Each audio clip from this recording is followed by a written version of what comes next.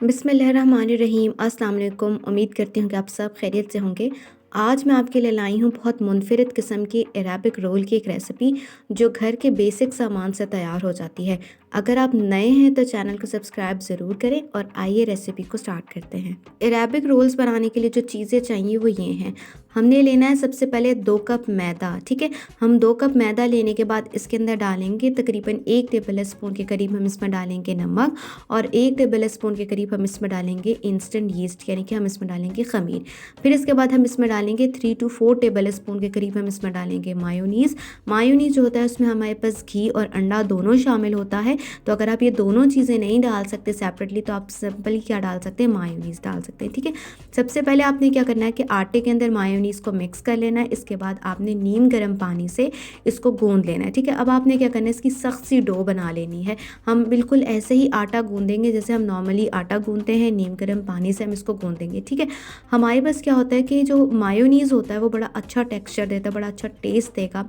गूंदते हुए हमने क्या करना है कि अगर आपके पास हाथों के ऊपर ये चिपक रहा है तो थोड़ा थोड़ा तेल लगा के आप इसको अच्छी तरीके से जो है वो गूंदते चले जाएंगे।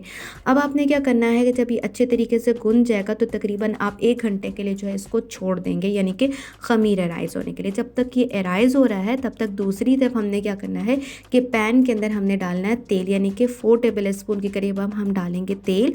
और तेल डालने के बाद हम इसको अच्छे तरीके से गर्म कर लेंगे। तो सबसे पहले हमने ये करना है कि इसके अंदर हमने 250 ग्राम चिकन है वो इसके अंदर हम डालेंगे और सबसे पहले हम 250 ग्राम जो चिकन है इसको भूनेंगे, ठीक है। अब हमारे पास भूनने के समय पे हमने क्या करना है कि हमने इसमें डालें मसाला आ जाता है। सबसे ज़्यादा ज़रूरी है मसाला जो आपको पसंद है। तो आप इसमें थोड़ा सा तंदूरी मसाला डालें, 1/2 टेबल स्पून अदरक लहसुन का पेस्ट, 1/2 टेबल स्पून नमक और लाल मिर्च और थोड़ी सी जो हम इसमें हल्दी और थोड़ा सा कोरिएंडर पाउडर डालेंगे। मसाले जो है ये आपके टेस्ट के अकॉर्डिंग है कि जितने आपको पसंद है, ठीक है। अब मसाला जार डालने के बाद हम इसको जो है अच्छे तरीके से भून लेंगे।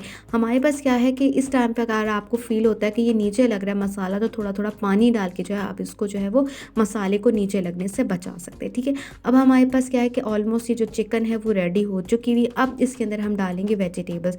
हमारे पास एक छोटा मीडियम साइज़ का लच्छेदार प्याज है, 2 से 3 अदद हमारे पास हरी मिर्चें हैं और हाफ़ जो है वो हमने डालना है टमाटर डालना है। टमाटर का अंदर वाला गूदा हमने निकाल दिया, ठीक है। हाफ़ जो है वो हमने थोड़ा सा बल्कि डालना है खीरा डालना है और खीरा डालने के बाद अब हमने इसके अंदर डालनी है मायोनीज़ डालनी है। तकरीबन 4 टेबल स्पून के करीब हम इसमें डालेंगे मायोनीज़, ठीक है।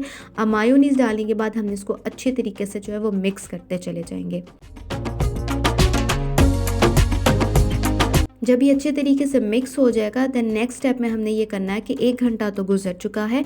हमारे पास जो ये एराइज़ हुई यानी कि जो ख़मीरी जो आटा है इसके ऊपर सबसे पहले हम मैदा टेस्ट करेंगे और अब इसके बाद हम क्या करेंगे, जैसे नॉर्मली रोटी बनाते हैं ना बिल्कुल उसी तरीके से हम इसके क्या बनाएंगे, पेड़े बनाएंगे, ठीक है। हमने क्या करना है कि चूँकि हम रोल्स बना रहे हैं ना तो हम एक एक करके भी रोल बना सकते हैं, मगर हमने क्या करना है कि एक बड़ी सी भी रोटी बेलनी है और फिर इसके बाद हमने क्या करना है, इसके रोल्स बनाने, ठीक है। हमने सबसे पहले क्या करना है, 3 जो है वो पेड़े बना लेने मीडियम साइज़ के और इसके बाद बाकी जो पेड़े उनको हम साइड पे रख देंगे, ठीक है।